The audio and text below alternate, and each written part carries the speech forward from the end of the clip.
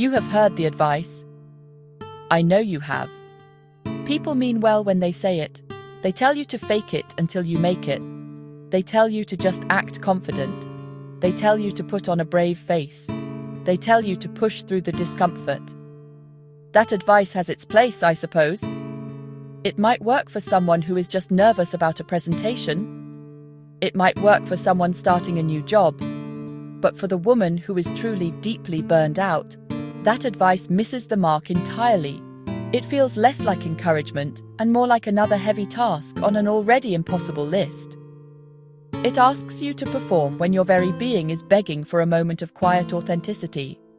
When you are exhausted down to your bones, the idea of faking anything feels utterly impossible. It can even feel a little cruel. It suggests that the way you feel right now, tired, uncertain, fragile, is wrong and needs to be covered up. It is like being told to run a marathon when you can barely find the strength to tie your shoes. This kind of advice bypasses the real issue. The problem is not a lack of boldness. The problem is a profound depletion of your internal resources. Faking it requires a level of energy you simply do not have in burnout.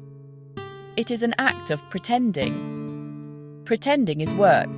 It is the work of monitoring your face, monitoring your posture, monitoring your words.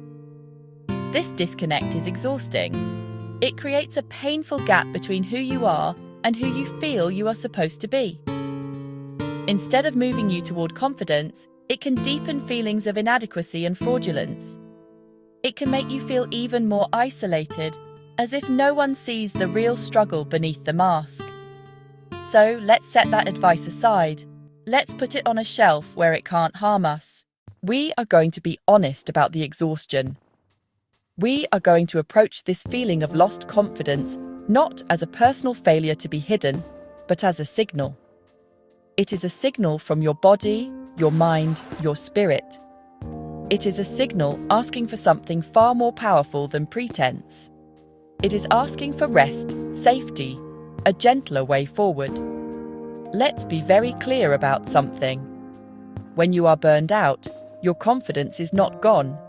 It has not vanished into thin air, and you have not lost it forever. It is simply hiding. It has retreated to a safe place deep inside you to wait until the storm passes. It is hiding under the weight of 1,000 small decisions you make for others every day, beneath the fatigue in your muscles and the fog in your mind, tucked under the low hum of anxiety from running on empty for too long.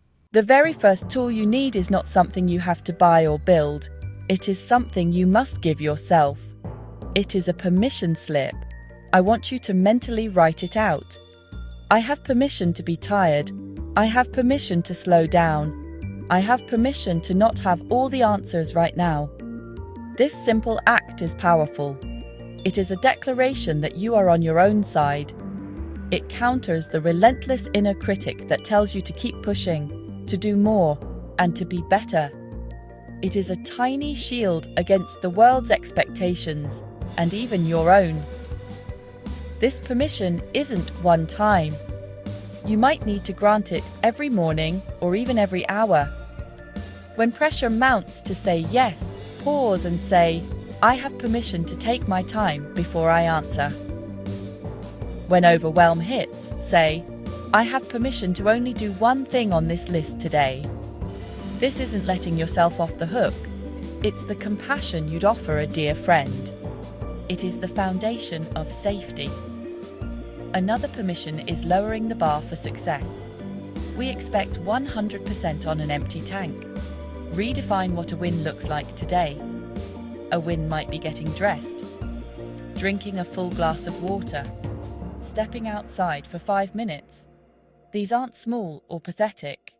They are brave, necessary acts of self-preservation. Each one is a victory,